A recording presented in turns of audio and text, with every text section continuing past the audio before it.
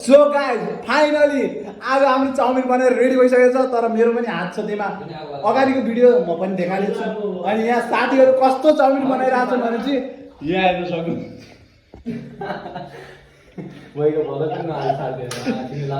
अनि हजुरहरूले खानेपछि विष्णु हेल्दी किचनमा सम्पर्क गर्नु होला आगोवाला बिडामा आगोवाला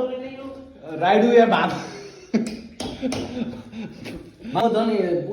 गाली नदे होटलमा काम गर्दाखेरि यसलाई काटेर राइस जस्तो बनाएर खान्छ कस्तो यसलाई काटेर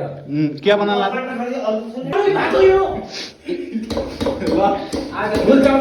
झोल चाउमिन भन्दैछु ल गाइस आज हामी चाउमिन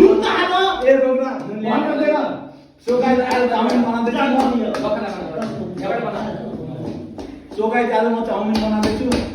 हजुरहरूलाई खाने यता हजुरहरूलाई खानेपछि अर्डर गर्नु होला विष्णु हेल्दी किचन हेर्न सक्नुहुन्छ मेरो चाउमिन बनाउने स्टाइल मेरो चाउमिन बनाउने स्टाइल ल्याउन मती नुने